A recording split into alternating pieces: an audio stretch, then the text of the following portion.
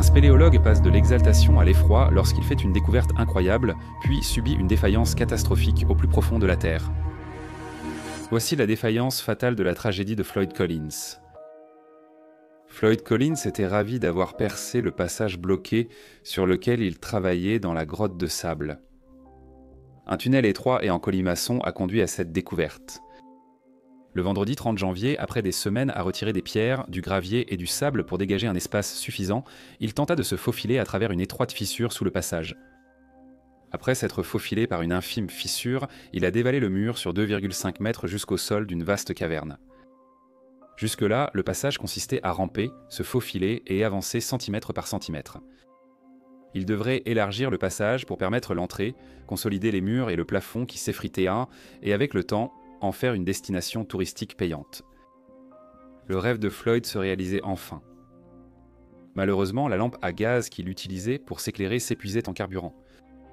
Il grimpa précipitamment le long du mur et se hissa à travers la fissure étroite, s'allongeant dans le passage en pente qui menait au reste des 43 mètres de tunnel. Lorsqu'il poussa la lanterne en avant, la surface irrégulière accrocha la base et fit basculer la lampe.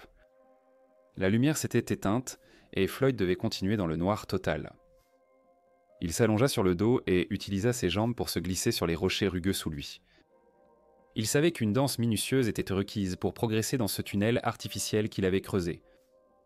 Dans l'obscurité, il posa son pied contre le mur et ne se doutait absolument pas qu'il était sur le point de commettre une erreur catastrophique. Il repoussa son corps vers la glissade et un grondement incroyable de pierres et de poussière emplit le tunnel étroit. Floyd hurla de douleur en s'étouffant avec les débris poussiéreux. L'effondrement persista alors qu'il luttait contre la douleur, tentant de libérer sa cheville prise au piège. Il fut frappé par la révélation choquante que ses bras étaient aussi coincés que ses jambes. Floyd était enterré dans un tunnel qui ne faisait que 16 pouces de haut et dans un boyau à plus de 140 pieds, sous terre.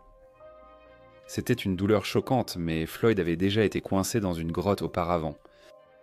Un an plus tôt, il avait passé 2 jours pour sortir de la grotte de cristal, sa première grande découverte en spéléologie. Mais cette fois, il était seul.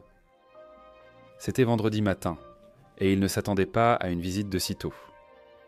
Il s'est débattu et a lutté contre le monticule qui l'ensevelissait, sans aucun mouvement dans son pied gauche. Il était coincé sous un gros rocher et un énorme tas de débris. Ses bras étaient ensevelis dans un enchevêtrement de rochers, de gravier et de terre tassés autour de son corps dans le petit passage. Floyd a pris quelques respirations pour se détendre et commencer la longue attente. Finalement, quelqu'un viendrait le chercher et verrait sa veste et son chapeau accrochés à l'entrée de la grotte. L'obscurité et le silence rendaient les gouttes tombant sur son visage très agaçantes. Une goutte d'eau tombait lentement sur son visage de temps en temps. Du sable s'échappa de la cavité au-dessus de lui, aggravant sa position déjà intenable. Après des heures passées à rester piégé et à forcer ses muscles contre les rochers immobiles, il s'endormit pour s'évader un peu de ce cauchemar. Au réveil, Floyd fut brutalement ramené à la réalité de sa position insensée. Il faisait noir et son visage était trempé, sans possibilité d'essuyer l'eau. Il secoua la tête de gauche à droite, son seul mouvement possible. Il criait par intermittence, espérant que quelqu'un viendrait vérifier son état. L'effort pour tenter de bouger son corps était épuisant. Ses doigts raclèrent contre les rochers et le gravier, mais ses bras étaient fermement serrés contre son corps. Le soleil s'était couché vendredi et le matin était arrivé sans que personne ne sache que Floyd était piégé. Il continuait ses cycles de cris et de lutte contre la roche, puis s'évanouissait d'épuisement. Le fils adolescent du propriétaire est allé voir Floyd qui n'était pas rentré la veille au soir. Il n'était pas rare pour Floyd de dormir dans d'autres bâtiments du terrain, ou même dans la grotte. Joel Estes s'est faufilé dans la grotte en passant par le manteau de Floyd. Il a appelé Floyd qui, soulagé, lui a dit avoir besoin d'aide. Joel était un petit garçon, mais pas vraiment un gars des grottes. Il s'est faufilé à travers un passage étroit, mais s'est arrêté dans la salle de retournement. Il pouvait clairement entendre Floyd, mais il n'avait tout simplement pas le courage d'essayer de passer sa tête par l'ouverture folle d'où venait la voix de Floyd. Floyd réalisa qu'il avait désespérément besoin de l'aide de ses frères. Il envoya Joel chercher des adultes expérimentés dans ce type de sauvetage. Bien qu'il ait eu faim et soif, Floyd était soulagé. Maintenant qu'on savait où il se trouvait, son sauvetage serait rapide. Il savait que plus de 24 heures, c'était s'était écoulé dans cette position. L'eau goûtait encore par intermittence sur son visage, et la douleur lancinante de son pied était constante. Il attendit quelques heures jusqu'à ce qu'un de ses frères arrive enfin à la grotte. Lui aussi grimpa à l'intérieur pour voir ce qui se passait, mais il ne pouvait pas atteindre Floyd coincé. Après plus de 30 mètres à ramper et à se faufiler, le trou étroit lui faisait face. Il faisait à peine 9 pouces de haut, soit la largeur d'une feuille de papier. Tenter d'y passer la tête était émotionnellement éprouvant, mais physiquement impossible pour les hommes plus corpulents. Ils ont fait venir le frère cadet de Floyd, Homer. À 22 ans, il était de petite taille et avait un peu d'expérience dans les grottes avec Floyd. Samedi à 16h, Homer est arrivé et s'est précipité dans la grotte pour aider son frère. Homer s'est rendu compte que cela faisait 30 heures que son frère n'avait ni mangé ni bu et qu'il était dans une situation vraiment grave s'il n'avait pas encore réussi à se libérer. Homer s'est faufilé dans le passage étroit et a traversé les 30 mètres de couloir menant à la salle de retournement. Les autres avaient rebroussé chemin ici, mais Homer n'avait pas le choix. Son grand frère était coincé de l'autre côté de ce petit trou, alors il y allait. Floyd a crié et a indiqué à Homer quel genre de chemin l'attendait pour les 8 prochains mètres. C'était un passage étroit avec un fond rocheux accidenté. Ce n'était pas une progression facile et Homer devait avancer en poussant avec ses orteils tout en rampant sur le ventre. Une petite corniche rocheuse surplombait la pente menant à Floyd, offrant un endroit où s'asseoir. Homer croyait que le plus difficile était de passer par l'étroite ouverture, mais en baissant les yeux, il vit le visage de son frère en contrebas. La descente jusqu'à lui ne faisait que 3 mètres, mais était étroite. Extrêmement étroite. Il est descendu les pieds en premier, mais le tunnel étroit maintenait son corps en position verticale. Il aurait du mal à s'accroupir ou à se pencher pour aider Floyd. Néanmoins, Floyd était heureux de voir enfin quelqu'un dans sa petite grotte. Homer glissa pour aider, mais fut choqué par la situation. Floyd était enterré jusqu'à la poitrine, sous les débris. L'étroitesse du tunnel de glissade rendait la situation encore plus décourageante. Mais la nature de la situation empêchait Homer de simplement retirer les pierres du tunnel. Il n'y avait nulle part où les déplacer. Et même s'il y en avait, les atteindre nécessiterait une contorsion incroyable de son corps. Homer a apporté du café et de la saucisse à Floyd, ravivant sa vigueur sachant que sa famille était là pour le sauver. Homer allait et venait dans le puits, tentant de tirer Floyd, de déplacer des pierres pour libérer son bras et de creuser le sol afin d'atteindre le tunnel de Floyd en s'accroupissant. Homer était seul à essayer de déplacer la terre autour de Floyd, car personne d'autre ne pouvait se faufiler par le trou dans la salle de retournement. Chaque fois qu'il retirait une pierre ou de la terre, d'autres tombaient, de la terre tassée au-dessus du tunnel. Homer était désespéré et travailla par intermittence pendant les 16 heures suivantes, creusant, grimpant et redescendant. Il s'était mis dans une position très inconfortable, accroupi et tendu, pour tenter un geste en vue d'améliorer la situation de Floyd. Homer est sorti de la grotte à 8 heures du matin, dimanche. Il avait besoin d'aide car il pouvait à peine marcher, épuisé par l'effort fourni. Il s'est effondré, suppliant qu'on l'aide à dégager son frère. La foule s'était rassemblée pendant que Homer était sous terre. Le bruit courait que Floyd était vraiment en difficulté cette fois-ci, et les gens se sont rassemblés pour voir s'ils pouvaient l'aider. Plusieurs hommes ont atteint la salle de retournement après avoir traversé les tunnels de la grotte. Quelques-uns s'étaient paralysés par la peur et ont fait demi-tour immédiatement. L'entrée était un trou rempli de rochers, avec des pierres en équilibre précaire au-dessus. Des hommes ont placé leurs lampes dans le trou pour examiner la distance et l'état de l'étroit tunnel. Sachant que Floyd était piégé à cause d'un effondrement, s'aventurer dans ce trou serait insensé. D'autres étaient prêts à essayer, mais ne pouvaient pas passer par la petite ouverture. Tout au long de la journée de dimanche, la foule qui se rassemblait discutait des options pour libérer Floyd et entrer et sortir des tunnels de la grotte sans jamais passer par le petit passage étroit. Toute la journée de dimanche, personne n'a pu atteindre Floyd pour lui offrir de l'eau, de la nourriture ou du réconfort. Cela faisait déjà 3 jours qu'il était piégé. Floyd était choqué. Il appréciait la nourriture et la boisson fournie, mais sa situation restait inchangée. Ses bras restaient décoincés, son pied écrasé, sans plan concret pour le dégager de cette situation. Floyd, faible et frigorifié, gisait dans une flaque d'eau froide et boueuse sur des rochers acérés. Sa température baissait et il s'affaiblissait de jour en jour. Il était totalement à la merci de ceux rassemblés à l'extérieur. Homer, épuisé, se réveilla et réalisa que personne d'autre n'avait pu joindre son frère. Il attrapa un seau et du café, puis retourna à la grotte. Ses muscles étaient endoloris et son corps abîmé à force de se faufiler dans l'étroit tunnel. Ses doigts étaient à vif, luttant désespérément pour dégager son frère affaibli du tas. Mais que pouvait-il faire ?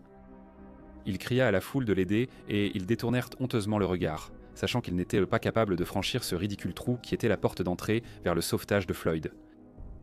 Homer passe la soirée à déblayer les pierres de l'éboulement entourant Floyd. William Skits Miller, journaliste, est venu couvrir l'histoire grandissante d'un homme coincé depuis 3 jours dans une grotte, nouvelle qui s'était répandue.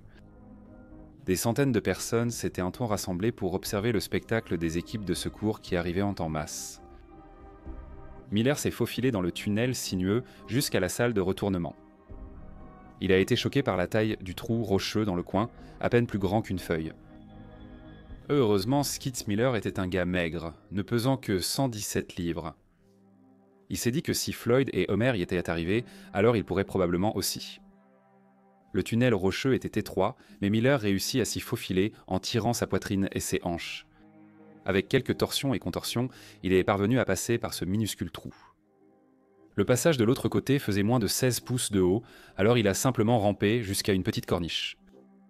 Il voyait donc qu'au-delà du bord, il y avait une chute de 3 mètres jusqu'à Floyd coincé en bas. Bien qu'il ait trouvé le courage de se faufiler dans l'étroit passage de la salle de retournement, il était maintenant confronté à une nouvelle peur en regardant en bas de la pente. La fosse au bord de la corniche était une descente étroite, inclinée à 30 degrés. Le puits était étroit et plat comme une cheminée.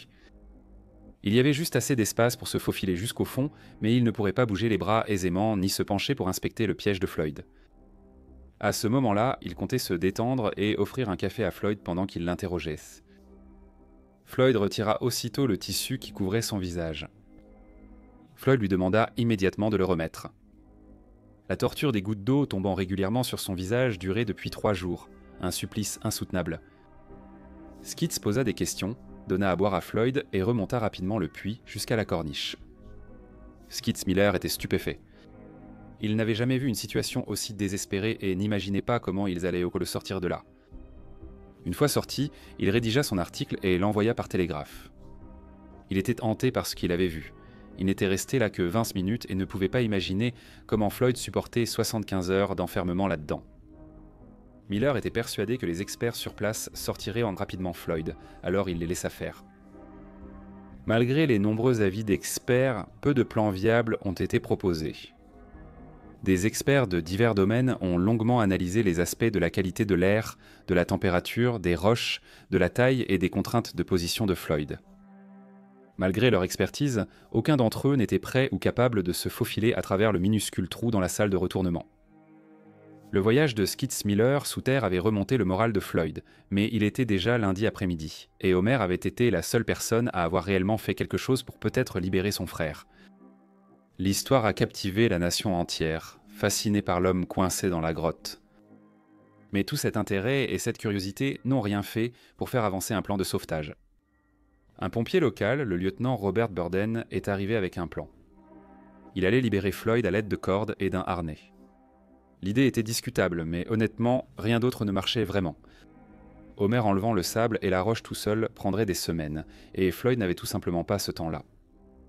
Burden savait qu'il y avait un risque qu'ils arrachent même le pied de Floyd, mais c'était une issue que tout le monde était prêt à accepter. Même Floyd lui-même. Burden s'est glissé dans le passage étroit, devenant seulement le 3e à se retrouver face à Floyd. Il était stupéfait par la situation de Floyd, pouvant à peine se pencher pour atteindre le court tunnel où il était enseveli. Le puits dans lequel il se tenait était comme une cheminée, l'empêchant de plier les genoux ou de changer la position de ses bras. Il avait du mal à passer le harnais autour de sa poitrine et de ses épaules, car très peu de Floyd étaient dégagés.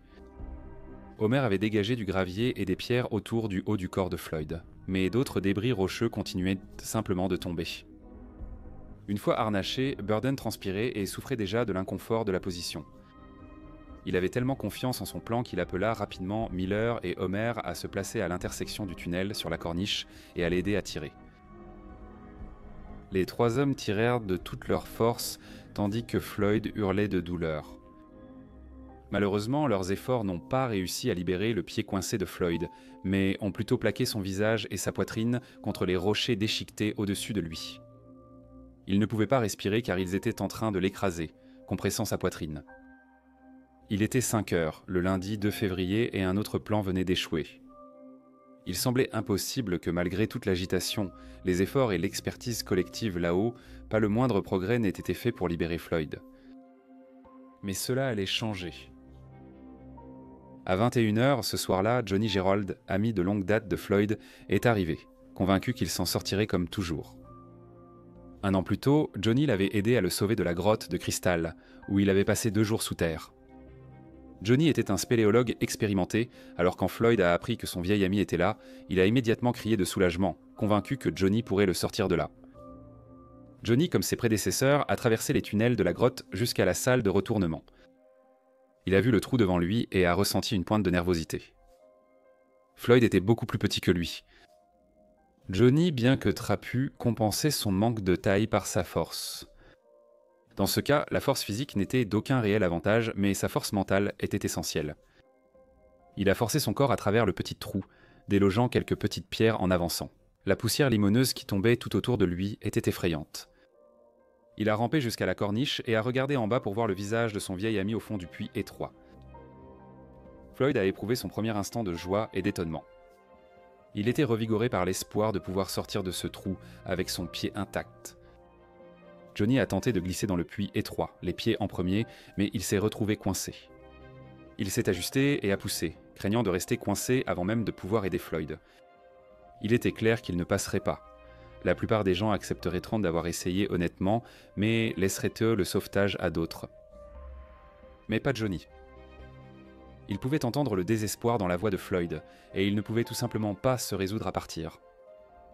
Johnny passa les 3 heures suivantes à tailler la roche dans le puits étroit. Il taillait les zones étroites, attrapant les éclats pour éviter de blesser Floyd en dessous. À minuit, Johnny était fatigué mais prêt à réessayer. Cette fois, il a réussi à glisser dans le puits et à atteindre Floyd dans le tunnel étroit en dessous. Johnny a utilisé sa force durant les 6 heures qui ont suivi. Il a rempli des seaux de pierre et de gravier qui avaient enseveli le torse de Floyd. Chaque effort l'obligeait à pencher inconfortablement la tête pour tendre les bras dans le tunnel de Floyd. Il tirait, grattait et remplissait les seaux. On les remontait et les vidait pour libérer de l'espace, dégager les bras de Floyd et, avec un peu de chance, enlever cette pierre de son pied. Après 6 heures d'efforts épuisants à s'accroupir, se pencher et forcer ses muscles, Johnny était allé au bout de ses limites. Sa carrure trapue l'empêchait d'atteindre plus haut que le haut de la cuisse de Floyd. Tôt mardi matin, Johnny remonta se reposer brièvement. Johnny parti, Floyd resta seul dans l'étroit tunnel pendant 12 heures, ce qui fut très difficile. Malgré les progrès apparents, le problème principal persistait. Malgré tous ses efforts pour tirer et tordre, son pied restait coincé. Il avait froid et très peur. Il gisait dans une flaque d'eau boueuse à 10 degrés et les couvertures n'empêchèrent pas le froid de lui glacer les os. Floyd était coincé depuis plus de 4 jours entiers et n'avait pas vu le soleil depuis tôt vendredi matin. Il se sentait bizarre, avait des hallucinations d'ange et rêvait de dormir dans son lit. Le temps s'écoulait lentement et il se demandait quand quelqu'un reviendrait pour l'aider. Alors il attendit. Skitz Miller avait continué à rédiger des rapports sur ce qui se passait avec l'emprisonnement de Floyd, mais il revint mardi après-midi pour découvrir qu'il était toujours au même endroit et qu'aucun plan n'avait été élaboré pour libérer son pied. Le problème majeur restait que personne n'était prêt à se faufiler à travers le trou impossible qui séparait Floyd de tous les experts. Miller fut ému. Il comprit qu'il faisait partie des rares personnes capables d'atteindre Floyd. Alors il rassembla tous les ouvriers de la grotte qu'il put et décida de poursuivre le travail de Johnny, puisqu'il était bien plus petit. À 5h30 mardi soir, il retourna dans le puits étroit et utilisa un seau pour continuer à enlever les pierres et le gravier autour des jambes de Floyd. Il dut se faufiler dans le tunnel avec Floyd et coller son corps contre la paroi pour chaque petite poignée de terre caillouteuse. Skitz s'enlevait régulièrement seau après seau jusqu'à ce qu'il puisse mieux voir la pierre gênante. Au cours de la journée, des ouvriers avaient installé des lampes dans le tunnel pour éclairer jusqu'à la zone du puits. L'éclairage supplémentaire révéla ce qui était resté incompris. La roche n'était pas seulement lourde et appuyée sur le pied de Floyd, elle avait glissé dans la fissure de la caverne en dessous. Cela créa un coin qui coinça la roche si fermement que ni pousser ni tirer ne la ferait bouger. Après une inspection minutieuse, Miller alla discuter avec les experts présents. Parmi leurs fournitures, seul un pied de biche et un petit cric pouvaient en passer dans le trou. Pas idéal, mais il faudrait s'en contenter. Fonctionnant à l'adrénaline, Skits ressentit une vague d'espoir en pensant que Floyd pourrait bientôt être libre. Il reprit sa position inconfortable au fond du puits. Le cric et la barre à mine furent lentement poussés jusqu'au bout du tunnel, au pied devant de Floyd. Miller ne pouvait pas atteindre aussi loin, mais il poussa du bout des doigts pour glisser le cric en place. Il tourna doucement le bras pour tenter de hisser la plateforme jusqu'au rebord rocheux. C'était un travail minutieux de se pencher en avant et d'atteindre du bout des doigts. Son dos a eu des spasmes, luttant contre chaque crampe aiguë pour faire fonctionner son corps. Le déplacement n'était pas suffisant, alors il a dû le refaire 2 fois de plus, chaque tentative exigeant de contorsionner son corps pour bouger à peine latéralement. Il s'est écroulé, haletant d'épuisement. Les paroles apaisantes de Floyd le hantaient. Floyd l'encourageait doucement. « Tu peux y arriver. »« Je crois en toi, mon gars. » Miller refusa d'abandonner l'homme. Utilisant des blocs de bois, il tenta à plusieurs reprises de soulever légèrement la pierre en changeant leur positionnement. À un moment, le cric avait une bonne prise sur le bord de la pierre et chaque petit quart de tour tenait. Skits tourna un peu et maintint la position, puis tourna encore, sentant que la pierre commençait réellement à se soulever. Puis tout le dispositif s'effondra avec un léger cliquetis. Il réessaya encore et encore, apportant à chaque fois un petit ajustement, mais sans jamais réussir à déplacer la pierre. À 1h du matin, après 8 longues heures d'effort, il s'effondra d'épuisement. Il était totalement épuisé, tant sur le plan mental que physique. Il enroula la dernière ampoule de la guirlande autour du cou de Floyd pour le réchauffer et remonta. Il avait juste envie de pleurer d'épuisement, de colère et de pitié. C'était le début d'une nouvelle journée, mercredi 4 février. Des hommes de Kentucky Rock and Asphalt sont entrés pour inspecter la stabilité des tunnels. Leur travail pour renforcer la partie avant de la grotte a vraiment aidé à dégager les passages et à les rendre praticables pour la plupart des tentatives des sauveteurs. Le problème, c'est qu'en s'enfonçant plus profondément dans la grotte, les murs et le plafond s'affaissaient et se déformaient, commençant littéralement à refermer le passage. Dans la salle de retournement, les ouvriers tentaient d'élargir le petit trou quand un grondement effrayant retentit de l'intérieur. Les ouvriers ont informé l'équipe à la surface de la terrible nouvelle. Il y avait eu un éboulement. Tout le tunnel était instable et toute personne qui y pénétrait risquait sa propre vie. Johnny Gerald s'est relevé et a suggéré d'entrer. Il progressait lentement dans les passages étroits, à l'affût d'autres chutes de pierre. Il est arrivé à l'endroit de l'éboulement et a fait ce que seul Johnny pouvait faire. Il s'est mis au travail pour déplacer les pierres. La tâche paraissait désespérée, avec de nombreux obstacles à surmonter.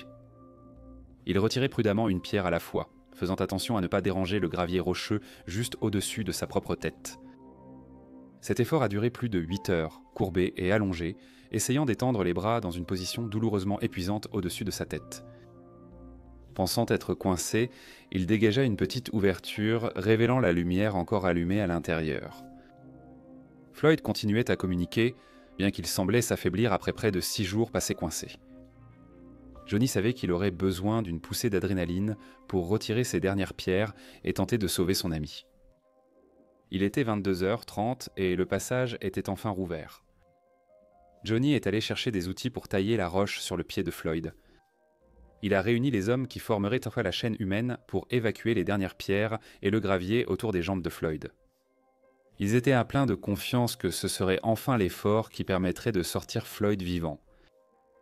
Ils ont rampé jusqu'à la salle de retournement et ont été stupéfaits par ce qu'ils ont vu. Le plafond s'était effondré dans le passage menant à Floyd. L'éboulement, plus vaste et imposant qu'avant, avait submergé l'unique passage d'une mer de rochers, gravier, boue et débris. La neige fondue avait gonflé les murs et le plafond, et le poids ne pouvait plus être retenu. Johnny cria à Floyd et celui-ci lui répondit par un cri. Il était vivant, et Johnny ne pouvait tout simplement pas le laisser là. Les murs semblaient vraiment se soulever et respirer, prêts à l'étouffer à tout moment. Les autres hommes ont quitté la zone, se dirigeant vers l'entrée renforcée. Johnny creusait seul dans le tas de terre, épuisé et désespéré d'avoir enfin quelque chose qui tourne en sa faveur. C'était écœurant. S'il faisait demi-tour, il abandonnerait la seule chance de sauver son ami. Il retirait les nouveaux débris dans le trou, mais ils étaient aussitôt remplacés par une source inépuisable au-dessus. de gros rochers dévalant le monticule, faisant souffrir Johnny. Il remplit son seau alors qu'une nouvelle pluie de limon lui tomba dessus, couvrant sa tête, son visage et son dos. C'était un véritable piège mortel. Johnny prit la décision la plus difficile de sa vie, mais sa famille passait avant tout.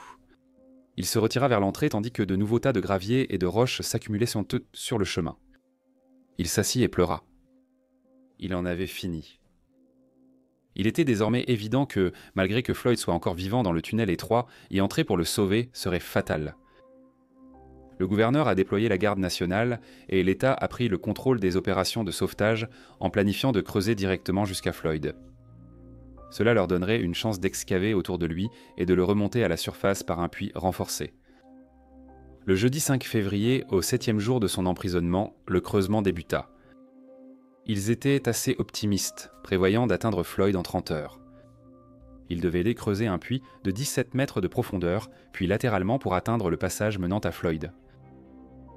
L'enthousiasme a diminué au fil des jours et les progrès ont considérablement ralenti. Il y avait des problèmes avec l'équipement, des effondrements, un sol dur, de fortes pluies et des conflits entre le personnel. Cette fouille de 30 heures s'est étalée sur les 12 jours suivants. Oui, 12 jours entiers de fouille. Pendant ce temps, il y avait des reportages et des feuilletons radiophoniques sur Floyd. Une enquête militaire a été menée pour identifier les défaillances lors de la première tentative de sauvetage. Des professionnels allaient et venaient avec des dizaines d'idées pour atteindre Floyd plus rapidement. À mesure qu'il se rapprochait, on pensait entendre de la toux au fond du puits, ce qui entretenait l'espoir que Floyd soit encore en vie. Il avait un filet d'eau, donc il était possible pour lui de survivre. L'ampoule accrochée à son cou était surveillée pour détecter des variations d'impulsion électrique. On soupçonnait une interférence électrique à chaque respiration de Floyd. Pendant des jours, il surveillait l'interférence grésillante, qui survenait près de 20 fois par minute. Cette ampoule aidait aussi à garder Floyd un peu plus au chaud. Le vendredi 13 février, l'ampoule qui gardait Floyd au chaud a grillé. La ligne était totalement silencieuse, sans aucun signal. Floyd était piégé dans la souffrance depuis de longues semaines. Une durée étonnante dans un tel cauchemar mental et physique. Les creuseurs de puits ont continué jusqu'au lundi 16 février lorsqu'ils ont finalement percé le tunnel et sont entrés dans le puits de la grotte. Le premier homme à traverser le tunnel était tout près de Floyd. Il a rapidement été déterminé que Floyd était mort. Le coroner a officiellement constaté le décès. Il a déclaré que Floyd avait survécu environ 14 jours piégé dans le tunnel. Il semblait n'être mort que depuis 3 jours. C'était stupéfiant. Après l'effondrement final, Floyd était resté seul dans la grotte avec seulement un filet d'eau et l'usage d'un seul bras pendant 9 jours avant de mourir. Floyd était un explorateur de grottes passionné et doué à une époque où découvrir une grotte touristique aurait été crucial pour sa famille. Pendant des semaines, il a passé 12 heures par jour à chercher cet endroit spécial qu'il pourrait commercialiser. Finalement, il a trouvé exactement ce qu'il cherchait, car la grotte de sable et Floyd Collins sont devenus des noms connus de tous. La nation a pleuré sa mort, pétrifiée par son agonie douloureuse et interminable. La passion de sa famille, de ses amis et même d'inconnus pour aider Floyd à s'échapper était vraiment palpable. Leurs efforts héroïques pour descendre dans un passage cauchemardesque de roches épres et hors de terre devraient être rappelés en même temps que la vie et la passion de Floyd. Le corps de Floyd a été transféré quelques mois plus tard à la ferme familiale et enterré près de sa grotte de cristal. Plus tard, après l'acquisition de la grotte par le service des parcs nationaux, il a été inhumé au cimetière baptiste de Mammoth Cave.